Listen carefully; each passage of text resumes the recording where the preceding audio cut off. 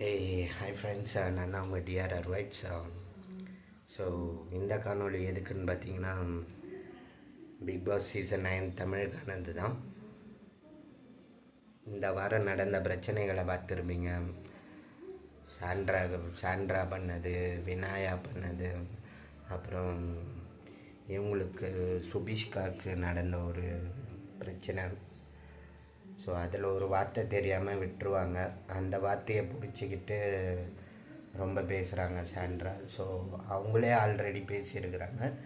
But இருந்தாலும் சுபிஷ்கா பேசுனது தான் தப்பு அப்படின்றாங்க. இதெல்லாம் விஜய் சேதுபதி அட்ரஸ் பண்ணுவாரா தெரியல. பண்ணணும். அதே மாதிரி தேவையில்லாத ஒரு அக்யூசியேஷன் விக்ரம் மேலே வருது. அதை பற்றியும் பேசுவாருன்னு நினைக்கிறேன். பார்க்கலாம்.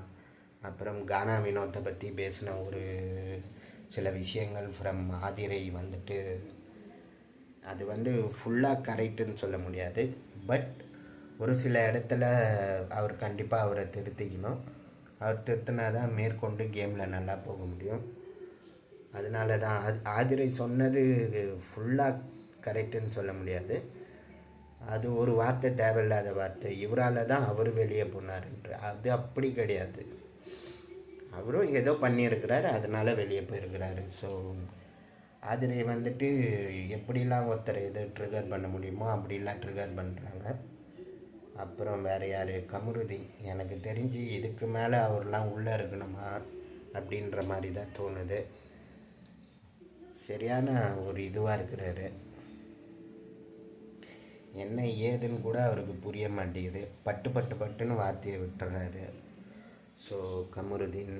அப்புறம் இவங்களை தவிர்த்துனா the main the leader of the ship the captain of the ship Vijay பாரு.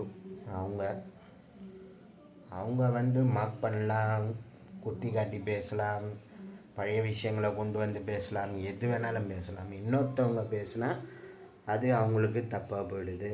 ஸோ விஜய் பாரு. அப்புறம் இந்த டாஸ்க்கு நல்லா விளையாண்டது, அப்புறம் நல்லா விளையாடாததுன்றதை திவ்யா கணேசன் சொன்ன மாதிரி ரொம்ப பயாஸ்டாக ஒரு தீர்ப்பு வழங்கின மாதிரி இருந்தது. எல்லோரும் யார் வரக்கூடாதுன்னு நினச்சாங்களோ அவங்க எல்லாரையுமே தூக்கி ஜெயிலில் போட்டாச்சு. வரக்கூடாதவங்கன்னு இல்லை, டிசர்விங்காக இருந்தும் அவங்க வர முடியாமல் போயிடுச்சு. அதுக்கு திவ்யா கணேசன் சொன்ன மாதிரி ஒரு சில பேர் நல்லா கூட்டு சேர்ந்துக்கிட்டு ஆடிக்கிட்டு இருக்கிறாங்க. ஸோ அதை தவிர்க்கணும். வேறு எதுவும் இல்லை. நன்றி, வணக்கம், பாய்.